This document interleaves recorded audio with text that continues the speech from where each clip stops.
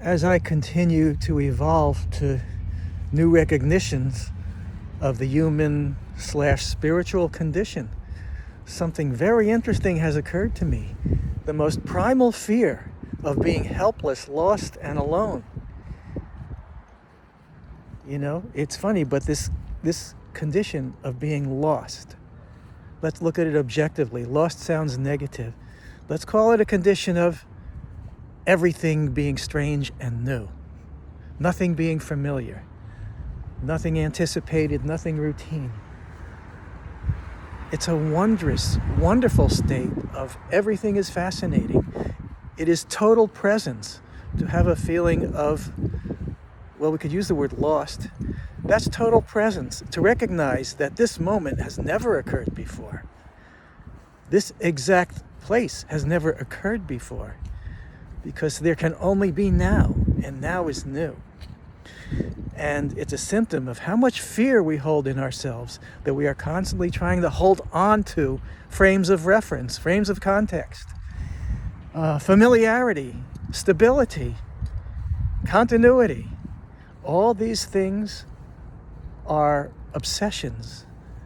There's desperation attached to needing or wanting continuity, stability, routine, structure, frames of reference, because a totally free being needs nothing, needs to hold on to nothing, doesn't need to hold on to things being similar to other things, things being the same. Any frame of reference.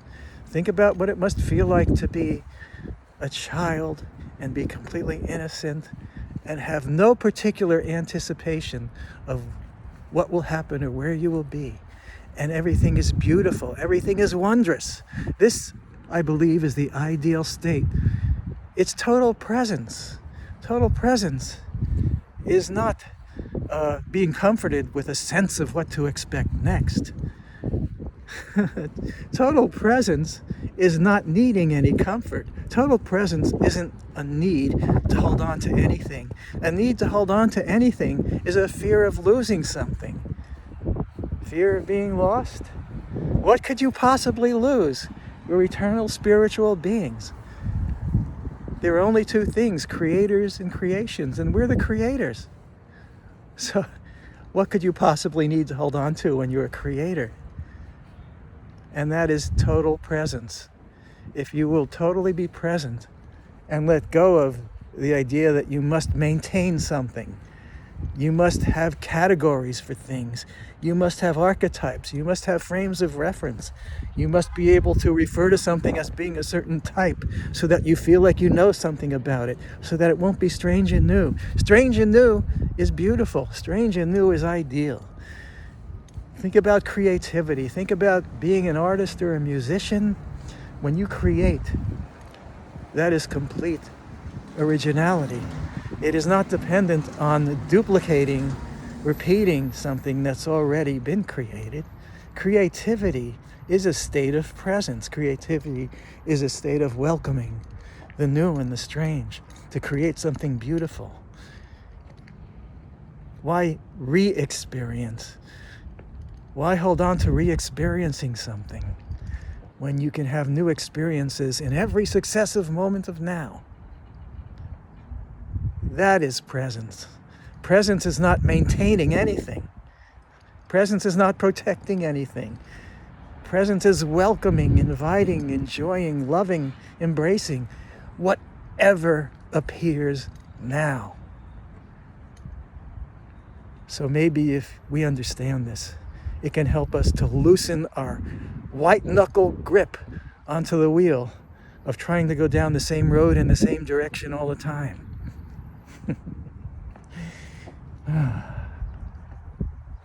To the degree that you can have fears and feelings of being lost and helplessness, to the degree that you can have those, you are desperately trying to hold on to things.